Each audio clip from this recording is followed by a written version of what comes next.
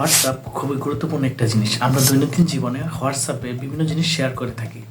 এই হোয়াটসঅ্যাপ আমি যদি চাই, আমি ছাড়া অন্য কেউ ধরতে পারবে না। আমার হোয়াটসঅ্যাপ আমি ছাড়া অন্য কেউ ধরতে পারবে না, এবং সে যদি ধরতে চায় তাহলে একটি ফিঙ্গারপ্রিন্ট চাইবে।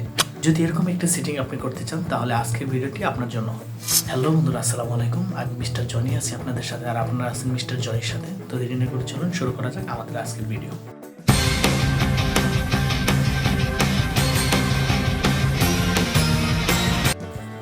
তো গাইজ, সর্বপ্রথম আমরা আমাদের হোয়াটসঅ্যাপে চলে যাব। হোয়াটসঅ্যাপে চলে যাওয়ার জন্য হোয়াটসঅ্যাপে ক্লিক করব।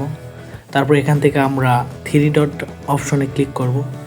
এখান থেকে আমরা সেটিং নামের অপশন দেখতে পারবো, সেখানে ক্লিক করব। সেটিংয়ে ক্লিক করার পর এখানে অনেক কিছু আছে, account, privacy, avatar, favourite, chats, notification, এখানে অনেক ধরনের সেটিং আছে। অলরেডি আমরা ইতিপূর্বে হোয়াটসঅ্যাপের 5টি সেটিংস, গুরুত্বপূর্ণ সেটিংস নিয়ে একটি ভিডিও তৈরি করেছি। আপনারা চাইলে কিন্তু সেটি দেখে আসতে পারেন। এছাড়া এখান থেকে যখন আমি এটাকে লক করব, অর্থাৎ আমি যখন হোয়াটসঅ্যাপটাকে লক করব, তাহলে আমি এখানে এখানে চলে যাব। প্রাইভেসিতে এখানে চলে যাওয়ার পর এখান থেকে আমরা নিচে চলে যাব। নিচে এখানে অ্যাপ লক নামে যে অপশনটা দেখতে পাবো, এটা কিন্তু আমার ডিসেবল করা আছে, এটা আমি এনেবল করে দেব।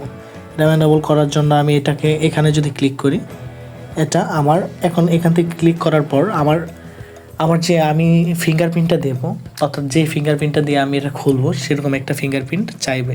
অর্থাৎ আমি এখানে যে ফিঙ্গারপ্রিন্টটা দেবো, এই ফিঙ্গারপ্রিন্টটা দিয়েই পরবর্তীতে আমাকে এটা খুলতে হবে। তো এখানে আমি আমার ফিঙ্গারপ্রিন্টটা দিয়ে দিলাম। এখান থেকে ফিঙ্গারপ্রিন্ট দেওয়ার পর এখানে কিন্তু দেখতে পাচ্ছেন যে অটোমেটিক্যালি লক, তারপর অটোমেটিক্যালি লক। এখানে ইমিডিয়েটলি মানে তাৎক্ষণিক, আমি যখন হোয়াটসঅ্যাপ থেকে বের হয়ে যাব তখনই লক হবে, নাকি হোয়াটসঅ্যাপ থেকে বের হয়ে যাওয়ার 1 মিনিট পর, অর্থাৎ কিছুক্ষণ পর লক হবে, নাকি হোয়াটসঅ্যাপ থেকে বের হয়ে যাওয়ার মিনিমাম 30 মিনিট পর এটা লক হবে। এটা যদি আমরা পছন্দ মতো সিলেক্ট করে দেব, দেন এখানে যদি আপনি WhatsApp show contained in notification, অর্থাৎ আপনি হোয়াটসঅ্যাপ থেকে বের হয়ে যাওয়ার পর এরকম সেটিংটা করে দেওয়ার পর আপনি যে ধরনের নোটিফিকেশনগুলো, অর্থাৎ আপনাকে যারা SMS করবে সেই SMSগুলো কি আসবে, আপনি কি দেখতে পারবেন কি না, বা আপনার কাছে নোটিফিকেশন আকারে আসবে কি না, এটা সেটিংস। এটা যদি অন করে দেন তাহলে আপনি নোটিফিকেশন দেখতে পারবেন, আর যদি অফ করে দেন তাহলে আপনি নোটিফিকেশন দেখতে পারবেন না।